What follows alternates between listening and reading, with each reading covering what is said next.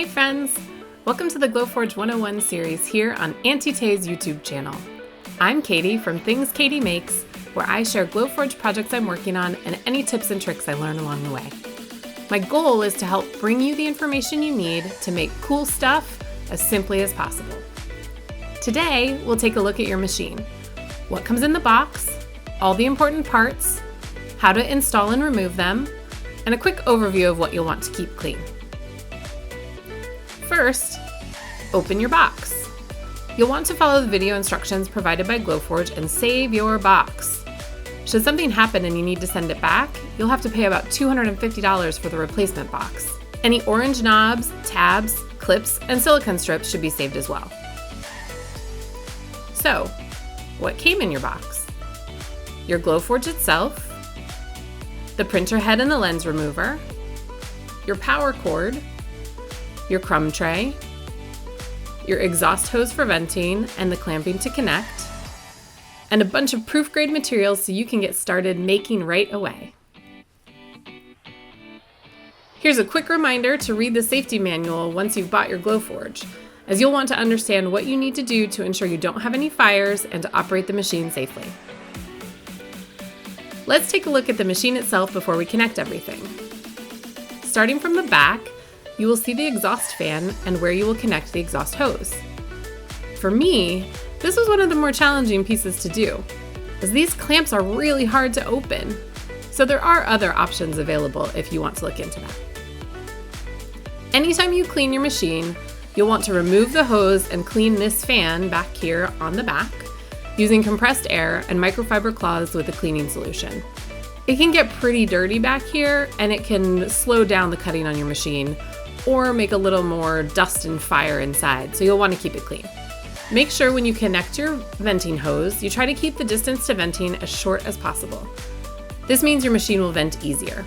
This is especially important if you are using the air filter, where you'll want to keep the number of turns to the air filter under 2.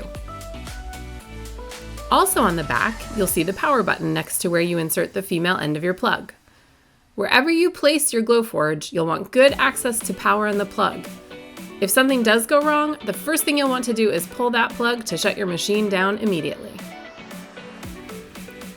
Moving around to the front of the machine, let's look at your crumb tray. The crumb tray does exactly what it sounds like. It collects crumbs from your material as you cut it. This will sit in these little slots in the bed of your machine and will nestle in for a secure fit. You'll use it with all your proof grade materials and any materials under 1/2 inch thick. You'll want to take this out and clean it after it gets dirty from ash and char created by the laser, and after it catches those tiny parts that fall out of your cuts. When you're using designs, pay attention to those little pieces that might run away in there. I can't tell you how many times I've lost the dot of an I to the crumb tray. Another note on your crumb tray, materials will cut best when they are completely flat. You'll want to make some crumb tray pins to hold your materials down. These are a great way to use up scrap material. Let's look at your print head for a minute. This is where the magic happens.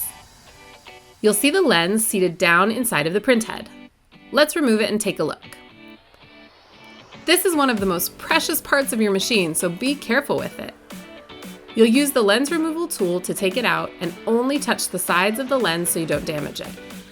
You'll clean this very gently with the ice wipes and keep it out of the printer head as you clean the other parts of the printer head. We'll put it back in now since our machine is brand new and show you the other parts of the print head. To take it out, you're using a magnet, but to put it back in, it drops in and you apply pressure to seat it down inside. Next, you'll see a little fan on the bottom. You'll want to clean that when you're cleaning your print head. You can use compressed air, and you'll also use another cleaner we'll show you later to clean that up. Now take the top of the print head off.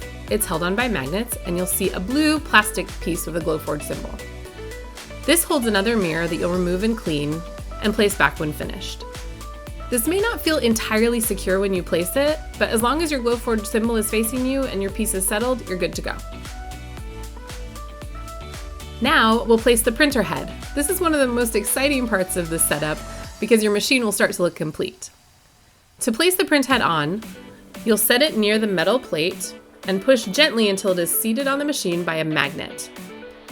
Then you will clip the ribbon into the printer head, making sure that the Glowforge symbol is easy to see, and it should clip in pretty easily. But make sure it's secure before you move on. Now that the print head is on, let's look at the lid of your machine. See that eye in the middle? That's your camera. This is what shows you what is on the bed of the machine. Keep this clean. Use a Zeiss lens wipe to clean this frequently. If your camera view is off, your cuts can be off, or you can even start to get errors.